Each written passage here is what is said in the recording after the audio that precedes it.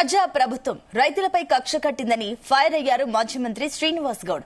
అన్నం పెట్టే అన్నదాతల చేతులకు బేడీలు వేస్తోందని మండిపడ్డారు. రాజోలి మండలం ధన్వాడలో ఇథనాల్ పరిశ్రమ ఏర్పాటును వ్యతిరేకిస్తూ ఆందోళన చేసి జైలుకు వెళ్లిన రైతులు మహబూబ్ నగర్ జైలు నుంచి విడుదలయ్యారు. ఇక ఈ సందర్భంగా జిల్లా జైలుకు వచ్చిన మాజీ మంత్రి రైతులను పరామర్శించారు. కాంగ్రెస్ ప్రభుత్వం పచ్చబడ్డి పొలాల్లో మళ్లీ పరిశ్రమలు ఏర్పాటు చేసే ప్రయత్నం చేయడం సరికాదన్నారు. ఇక పరిశ్రమల ఏర్పాటును వెంటనే రద్దు చేయాలని డిమాండ్ చేశారు.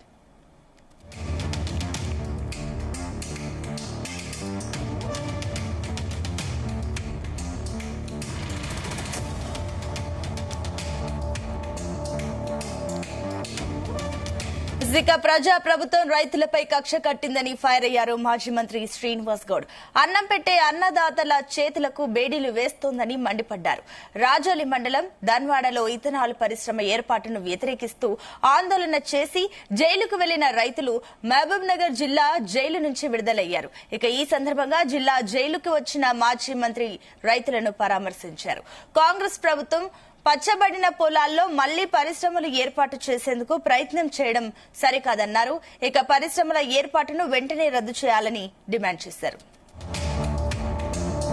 పోలీస్ స్టేషన్లో పెట్టి కేసు పెట్టి జైలుకు పంపినారు. ఇలా జైలు నుంచి కోర్టుకు పోతే బేడీలేసి దొంగల మాదిరిగా బందిపోటు మాదిరిగా భయపెట్టించారు.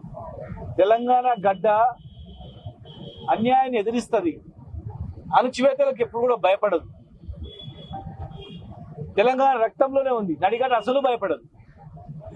నీవు బేడీలేసి భయప్రాంతాలకు గురి చేసి ఉద్యోగులను కూడా కేసులు పెడితే మాత్రం వాళ్ళు భయపడి ఎన్నుకోతారనుకుంటే పొరపాటు.